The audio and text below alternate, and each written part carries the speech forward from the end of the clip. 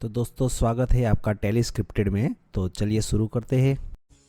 Serial ये रिश्ता क्या कहलाता में फाइनली यहां अभिमन्यु के सामने आ गया है उसी के बेटे अबीर का सच। जिस बात के लिए अक्षरा डर रही थी वो डर सबके सामने आ गया है।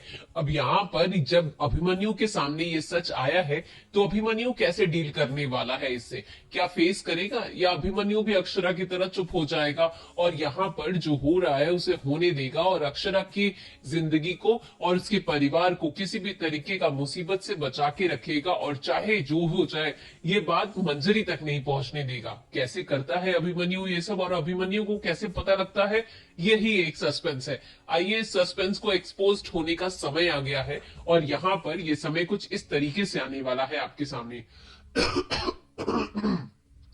चिपक के देखिएगा, पूरा जरूर देखिए वीडियो को, लाइक सब्सक्राइब बेल बटन जरूर प्रेस कर दे। जैसा कि हमने अभी तक कहानी में देखा कि सबसे बड़ा ट्विस्ट तो ये आ गया है अब कहानी में कि सबसे जबरदस्त चीज अब आ रही है धीरे धीरे। कहने का मतलब ये है कि जिस बात का डर यहाँ अक्षरा को था कि यहाँ पर अबीर के बारे में जो सच है वो सबके सामने ना आ जाए और किसी भी तरीके के टेस्ट से आ जाए, तो यहाँ पर डीएनए टेस्ट करवाने के लिए उसके मन में शक आ जाता है अभिमन्यु का।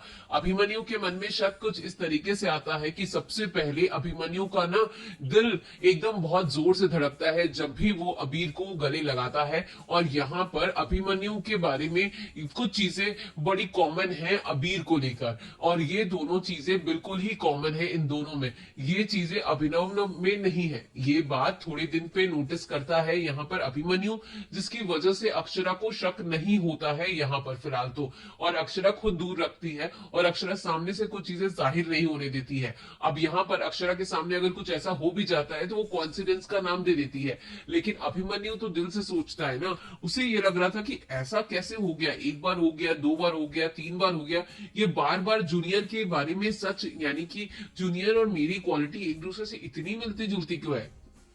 ऐसा तो बाप बेटे में ही होता है। और पूरे घर को एनालाइज करने के बाद वो सोचता है कि एक बार डीएनए टेस्ट भी करवा लेते हैं जिससे पता लगे कि यहाँ पर आखिर मेरे मन का जो शक है वो शक ही है या फिर कुछ और है। और यकीन हो गया तो क्या होगा, मतलब ये बात तो कोई हजम ही नहीं कर सकता और कोई एक्सेप्ट ही नहीं करेगा कि अक्षरा के दोनों बच्चों में से एक बच्चा अलाइव था। लेकिन यहाँ पर ये फिर भी एक बार ट्राई मारने के लिए सोच लेता है और ट्राई मार भी लेता है और हो भी जाता है। और जैसे ही बात सामने आती है तो उसके पैरों तले जमीन निकल जाती है, आंसुओं से सराबोर हो जाता है और बच्चे को ऐसे हक करता है जैसे मानो जन्नत ही मिल गया हो। और यहाँ पर अभिनव से ही जब सच पूछता है तो अभिनव भी सच बता देता है, क्योंकि अभिनव झूठ बोलने का उसके पास कोई ऑप्शन भी नहीं रहता है।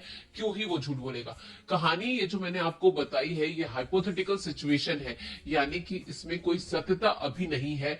ये सिर्फ एक रूमर था जिसके बेसिस पे मैंने आपको ये बताया है। और यहाँ पर ये रूमर कितना सच होने वाला है ये आने वाले टेलीकास्ट में आपको पता लग जाएगा, क्योंकि हम सबको पता है कि इस सब मतलब जितने भी टीवी सीरियल्स दिखाते हैं ना उनमें बहुत सारी ऐसी चीजें हैं जो हमने ऑलरेडी देखी हुई है, चाहे कोई भी ट्रैक हो। अब इसी का ट्रैक देख लीजिए, हमने पहले भी देखा और हमें पता ही है कि अभिमन्यु के सामने सच आ ही जाएगा। तो ये जो रूमर था इसी को मैंने आपको बताया है और ये उम्मीद करते हैं कि आने वाले 10-15 दिन के भीतर भीतर आपके सामने भी आ जाएंगे। फिलहाल के लिए इतना ही। वीडियो को लाइक सब्सक्राइब बेल बटन जरूर प्रेस कर दे। Thank you.